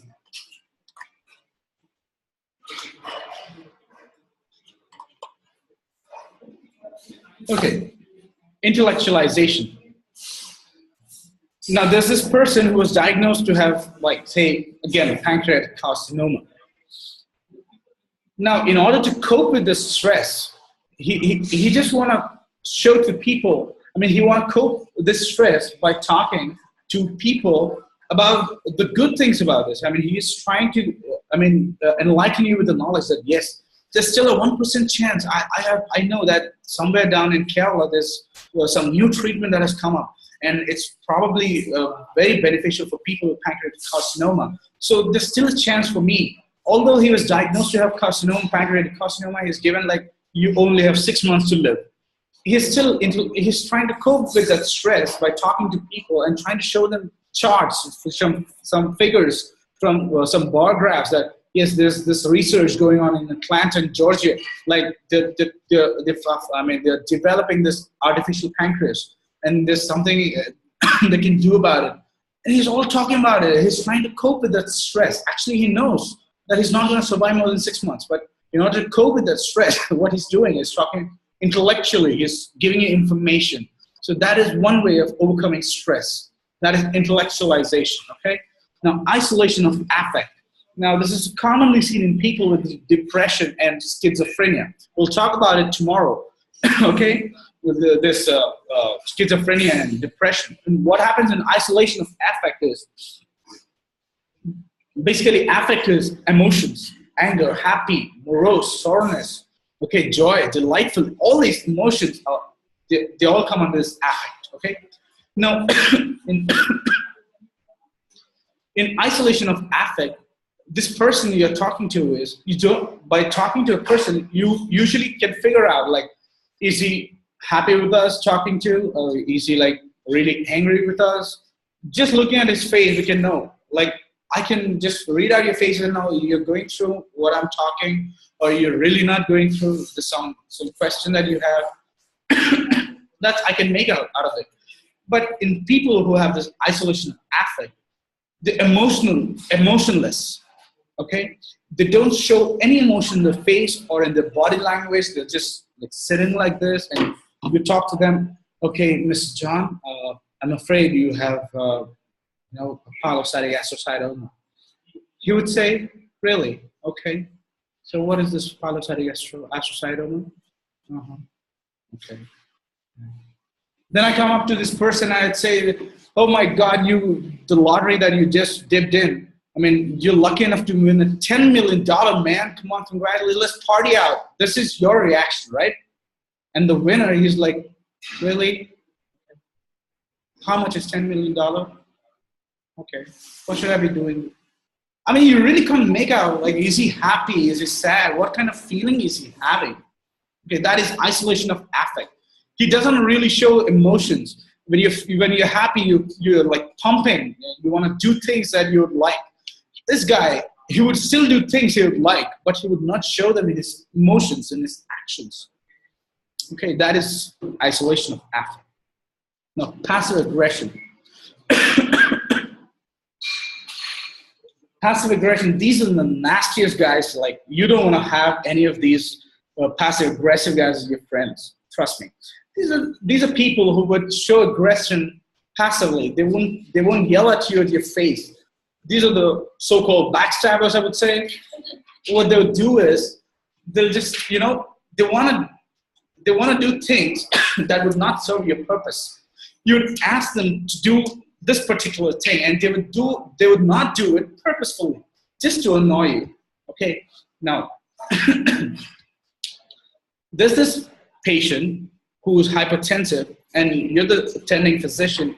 You'd prescribe him an antihypertensive and ask him to meet you like after 5-10 days. And like after 10 days, he comes into your office and you measure his blood pressure again. You see that there's no change actually. Rather, you should have expected that there should be a decline in his blood pressure, and you see there's no change in his blood pressure. Basically, he never took the medication in the first place. So it's a kind of, ego defense he's using to show his aggression passively. So he is somehow, for some reason, he doesn't like the doctor, and he can't tell it on his face. I don't like you. I'm not going to take this prescription that you've prescribed. He's not doing that. Rather, he's just failing to meet the needs the doctor wants from the patient. Okay, so he's choosing voluntarily and wantonly, okay, in order to cope with the kind of stress he has with the doctor. Okay, that is passive aggression. Okay, now projection. Projection is wherein you project your emotions, your feelings onto somebody else. Okay, that's projection. Now, for example, if I am angry with, ma'am, your name? Archana. Okay. First of all, I'm not actually. I'm just giving an example. If I'm angry with Archana, I would rather say, I would come up with the first time I meet her, I'll say, Archana, what is it that is making you so much angry? I mean, why are you angry with me? I mean, she's like completely baffled. What are you talking about? Am I angry with you? she's really confused. But this is projecting my feelings onto her. I am actually angry with Archana for some reason, and I'm saying that she's angry with me. Now, there's this patient who's waiting for this doctor patiently, and the doctor, because he was attending some emergency, he is like a half an hour late from the appointment. Now, right after the doctor enters into his office, this patient comes up with this argument like, "Doctor, is there something that I'm doing wrong to annoy you? Are you really not happy with me? What is it that is causing you to bring up so much frustration onto me?" Basically, the patient is angry towards the doctor for being late, actually. He's really annoyed that this doctor, he's called me up at 10 o'clock, and I've missed out so many important things, and I'm waiting for him, and now he's coming out at 11 o'clock. He's wasted 1 hour of my time, and he's projecting his feelings onto the doctor. Okay, that is projection. We'll get a better sense of all these things when we do a couple of questions, maybe in the later section. Okay, that is projection. Now, rationalization. Okay, this is a kind of justification. Okay, now there's this person who, let's say if you've all seen this movie where Uma Thakur, you remember the movie? No? Uma Thakur, she's the protagonist in the movie. Anybody who's coming up with the name? It's a famous movie, actually. She goes on to bang every mafia guy. 1992. And still, I was born in 92. Okay, even I was born in 92, but I still watched the movie. It's like a chartbusters of top 10 movies from IMDb. It's a classic movie. It's a nice one. Okay, I want you to watch this movie maybe later. Absolutely, Kill Bill, Volume 1 and Volume 2. Okay, I just brought up this topic because I thought you people would be quite bored listening to all this stuff. So it's kind of a tiebreaker. So in Kill Bill, okay, we're talking about rationalization. Like, just like in Kill Bill, if I go and, just kill somebody for having parked the vehicle at the wrong place, some person has parked his vehicle in the no parking area, and I'm so annoyed by it, I'll just take my gun. Rather, I would choose to have a shotgun. I like it, actually. So I'll take the shotgun and I'll go shoot him. And when this other person comes and asks, "Why did you kill him?" He said, "Okay, he was not a law-abiding citizen anyway. It's no use. I mean, even if he's present or not, it doesn't make much of a difference in the society. I'll kill him anyway. No, not a problem." He is actually coming up with a rationalization. He's coming with the justification that yes, he was not a law-abiding citizen, and killing him was not such a crime after all. Okay, so he's coming up with this justification that what he did is not wrong. Okay, so that is the kind of the kind of ego defense people use when they use rationalization. Okay, we'll talk about. There's just 4 mature defenses, so 4 plus 4, 8 mature defenses, and then we'll have a couple of examples and we'll take leave. We started late actually today, so that's the reason I had to extend it for so long. Okay. Okay. I would say 10 minutes from now. I'm going to wind up in 10 minutes. I'm feeling hungry as well. As much as you do. Okay. So we'll continue with the class anyway, just in case if there's something that I'm missing out with you, I'll just tell it to you tomorrow because we are already lagging behind.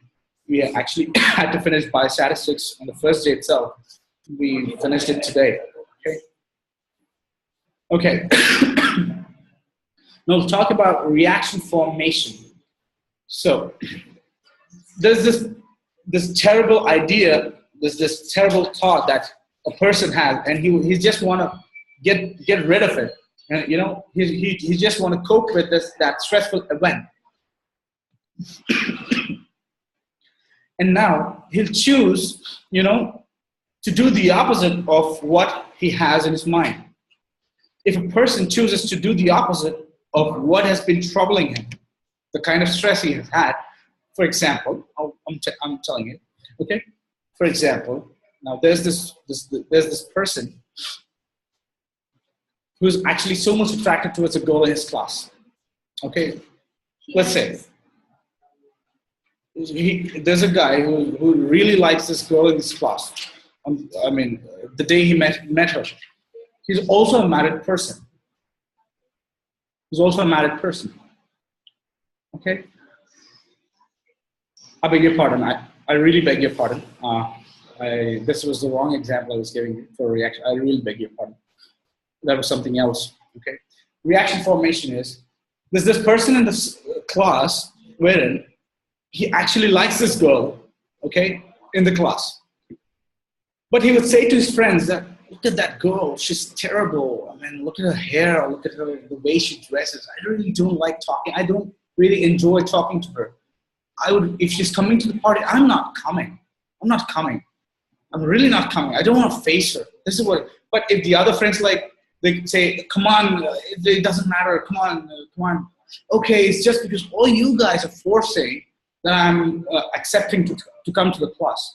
Basically, he has all the love for this girl, but he's choosing to do the opposite of it. He's, choosing to actually project that he doesn't like the girl. Okay, so this is what is reaction formation. So there's this watered off idea. He has this likeliness towards this girl, but he doesn't want to project it. He doesn't want people to know about it.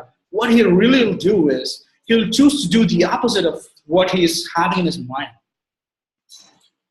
Yeah, he's dying to go. Absolutely, Maheen, you got that right. He's actually dying to go, but he'll not show it. Okay, that is reaction. We all tend to do this. We all tend to do this reaction formation. And then comes regression. We will talk about regression more when we talk about Rett syndrome. Okay. Regression is going back into earlier stages of development. Okay. Now, if any of you have seen that there are these young kids who are suffering from fever or some kind of stress, okay, now they'll catch this blanket on their back, and they'll play with that blanket. I mean, they'll catch this handkerchief or a blanket, and they'll be roaming around the house.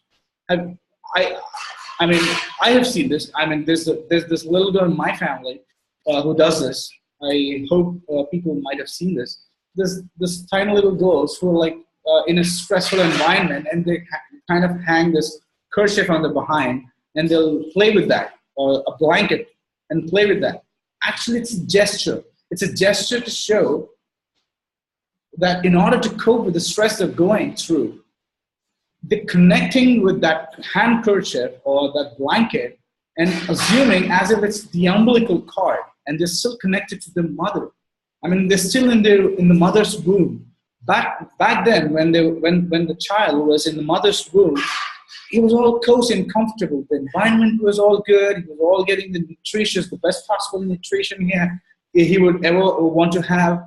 Okay, the ambience is good. He's all clothing and the amniotic fluid. Life is wonderful. He doesn't know the foreign world. All the world he knows is his mother. Okay, all the kind of communication his mother had with the baby is what all that he ever knew. Okay, he's all cozy and comfortable. Now once into this new world, when the baby's out of this new world, it's like an entirely different atmosphere. The temperature is different. It's sometimes cold. It's sometimes so warm.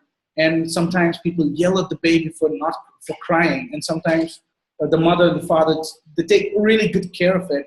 Okay, it's confusing. It's totally foreign. It's alien to the baby right after it's born.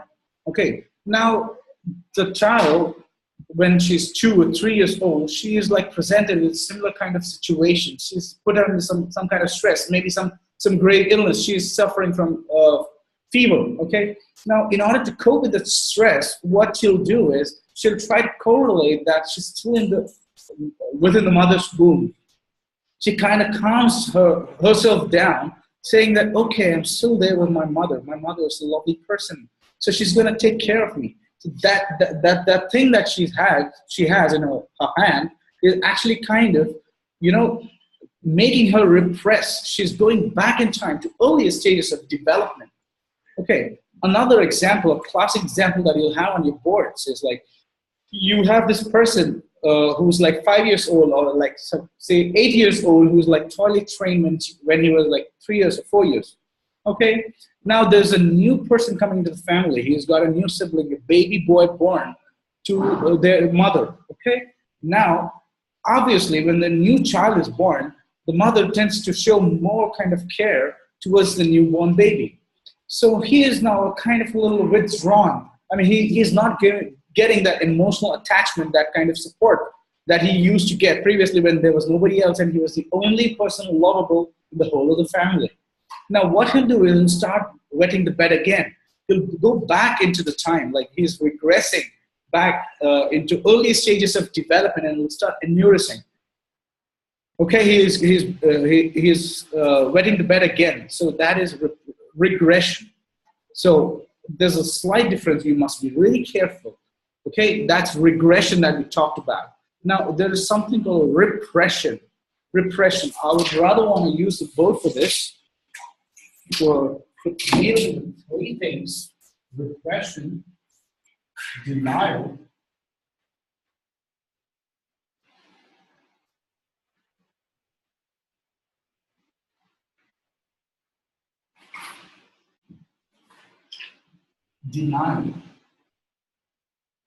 and there is repression. In denial, this is your subconscious mind. This is your subconscious mind. In denial, you're not letting a fact come into your mind in the first place. Okay? You're not ready to accept a fact in denial. This person is dead. That's a fact actually, but you're denying to accept it. You're not taking, no, that can be true. You're not allowing it to enter into your mind. That is denial. In repression, what happens is there's an event that occurred that has entered in your subconscious mind. It's there, but it was a stressful event. Now he doesn't want to reproduce it. He doesn't want to get access to it because he doesn't want that kind of stress to be back on his mind. So this component is actually in repression. In repression, there's this event that has occurred in one person's life. He knows, I mean, you know for sure that it has occurred in his life, but when you ask him, he would say, man, I never know. I don't know about what you're talking about. Okay, like for example, there's this 5-year-old guy, a 5-year-old boy, okay, who had to undergo their parents' divorce when he was 5 years old. Okay, so that was a kind of stress. He knows. I mean, he's seen it personally that they were divorced and all the kind of stress that he underwent. After that, he was really depressed that his mom is not with him anymore, and he was really longing to be with his mom and all that stuff. Now back again, like say, 20 years forward in time. Okay, 20 years forward in time. Now you meet the same person. Like you meet the same person when he's 20 years old, 25 years old. Okay, and you ask him, "Oh, I remember you from, I was the lawyer who actually went through your parents' divorce. How are you doing?" What, like, really? I don't know you. I never met you.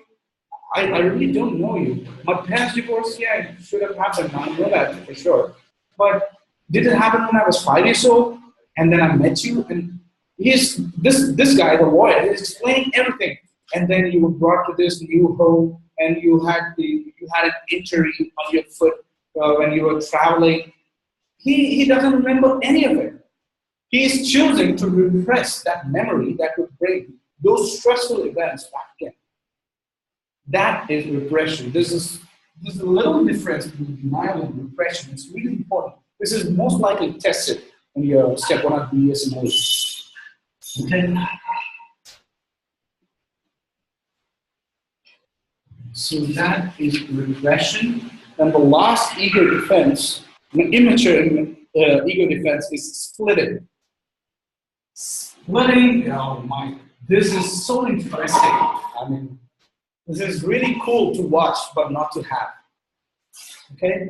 Splitting is usually seen in people with borderline personality.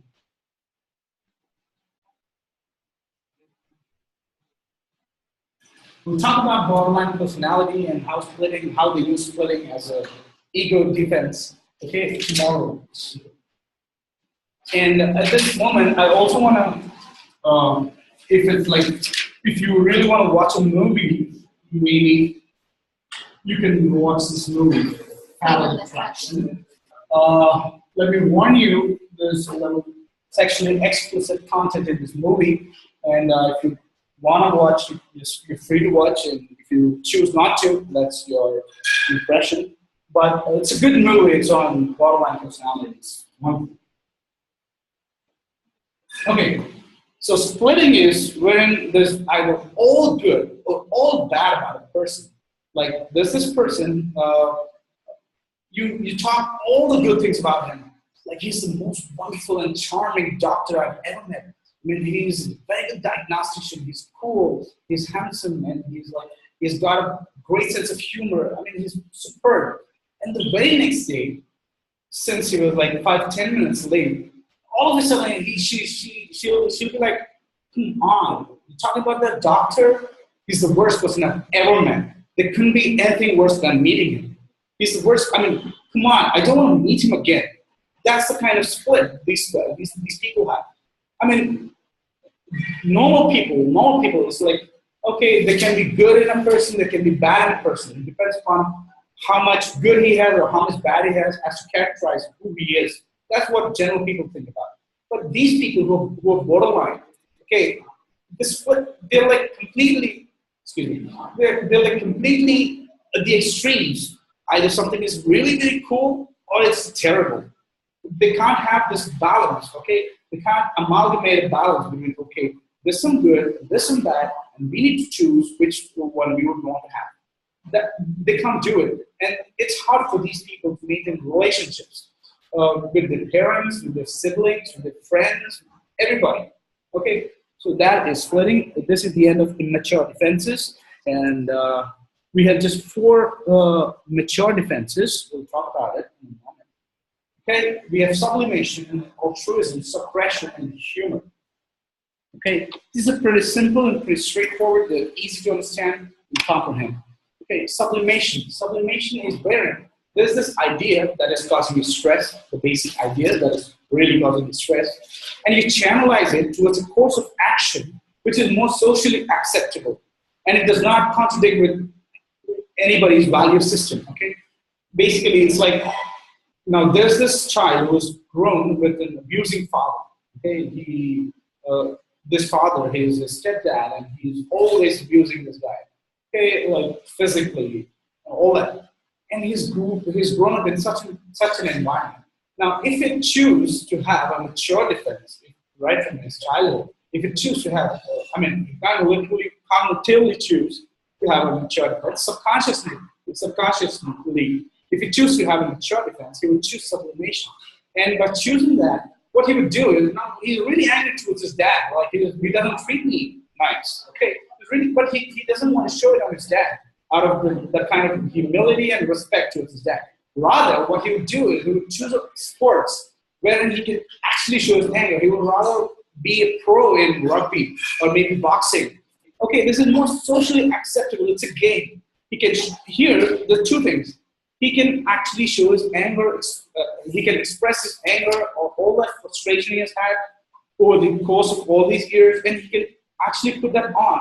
But he's putting that on onto a more socially acceptable area.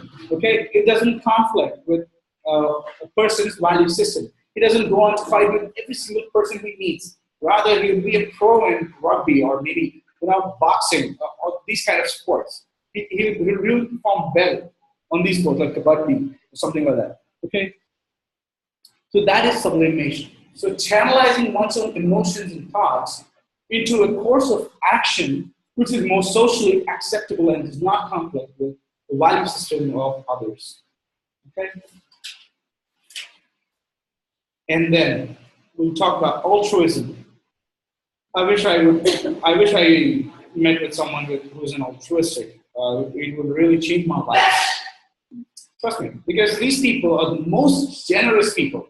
They're so much generous that it's like if you are Bill Gates, for example, if you are Bill Gates, what would you do?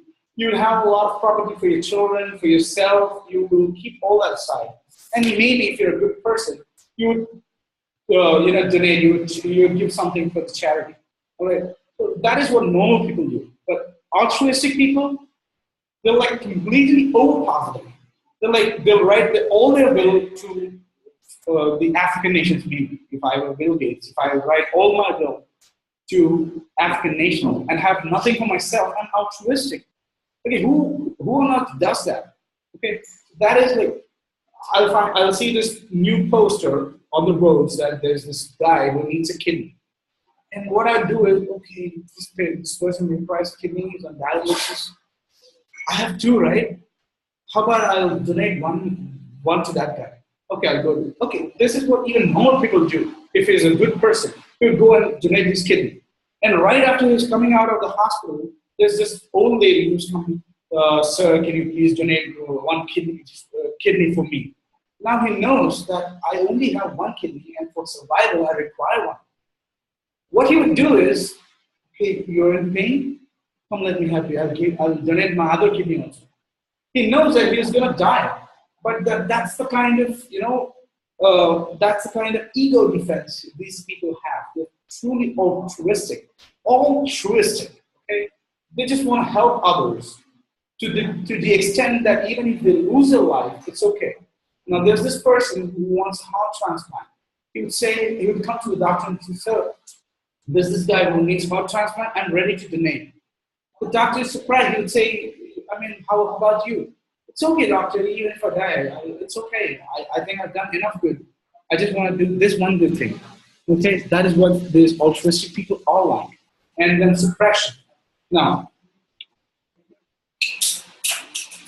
in suppression, we talked about denial, repression. We talked about suppression.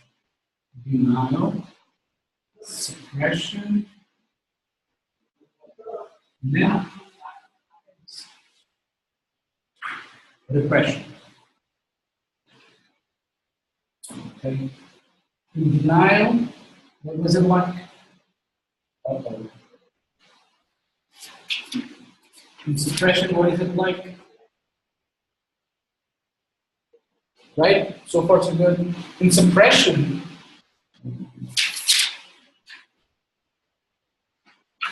there's this, stressful circumstance where the patient is having a stressful circumstance.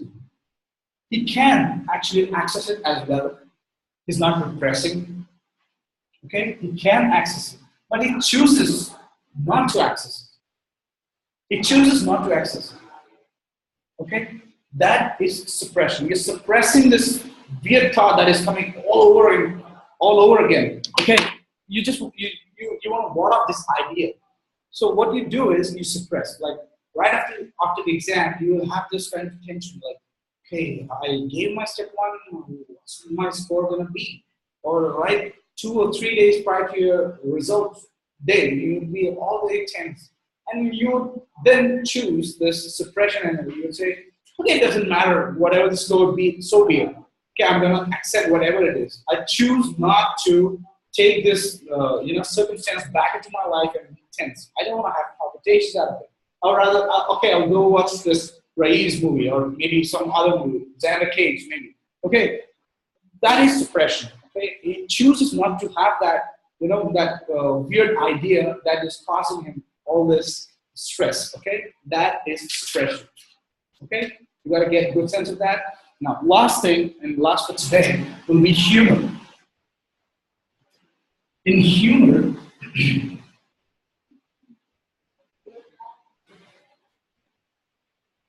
humor is the best possible defense mechanism one can have, I would say. We commonly encounter this, like you say you have a good sense of humor. Why do we say that?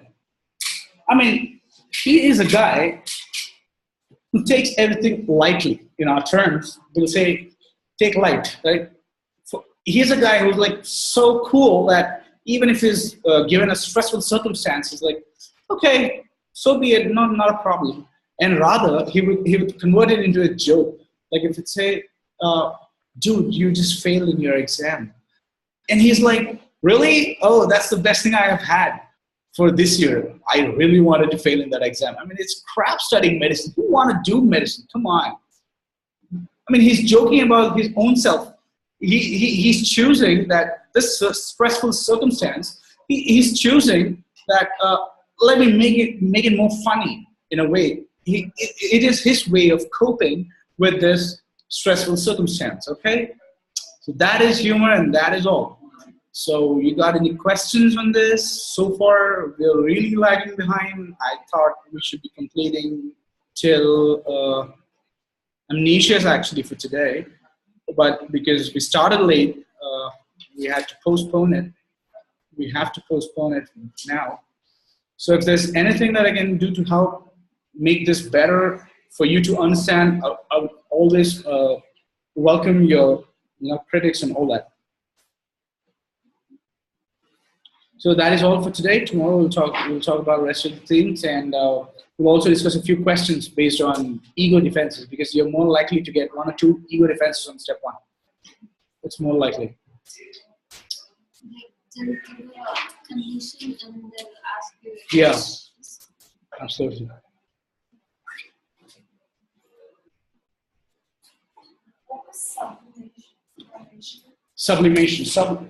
You see, you go to a museum, you see this beautiful art. What's your first reaction? What would you say? Oh, this beautiful, this painting is sublime. Okay, so keep that in your mind. I'll tell you an example. Now, there are some emotions, there are some feelings that you have, and you want to transfer. And what you do is, when there's a stressful event, you channelize them. Okay, you channelize them into a more socially acceptable thing. Like, for example, now there's this person who lost his girlfriend in a car accident. Okay, now what he'll do is he'll rather write poems on his girlfriend, but he would not take the name of his girlfriend, and he would say, there was this girl who used to look like the moon, and he would compare to everything beautiful in this world. Well, why is he doing that? What brings to this, comparison and all that stuff? He's actually trying to cope with this death of his girlfriend, who was really very dear to him.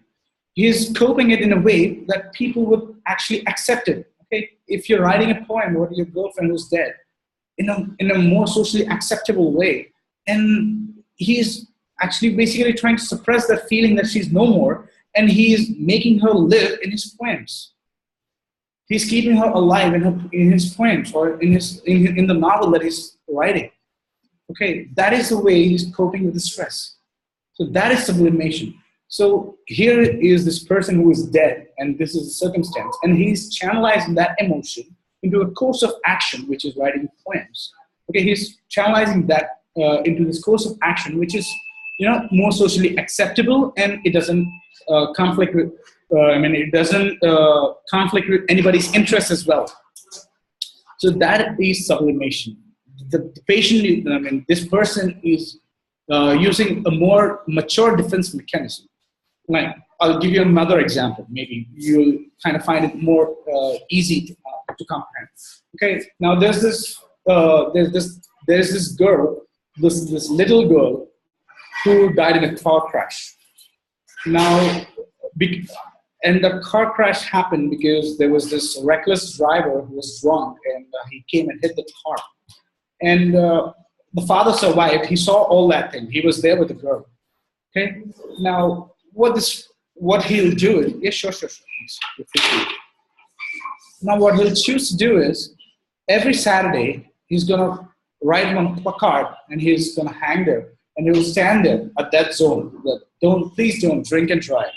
Save lives. Okay, so he is having the stress, the death of his daughter. Okay, he has that stress. All right. Now, how is he trying to cope with that? He just want to make sure that nobody else ends up in such a kind of mishap. He doesn't want anybody else's daughter to die in such uneventful accident. So what he's trying to do is he's sublimating. Okay, he's using sublimation and he's carrying these placards that please don't drink and drive and save lives and please drive carefully with your. Okay, this is sublimation. Okay, so okay, guys, thank you so much for joining me, and bye-bye. Is there something you people need to ask me? I mean, I'm here. If there's something, no? Okay, I'll take leave here. Bye.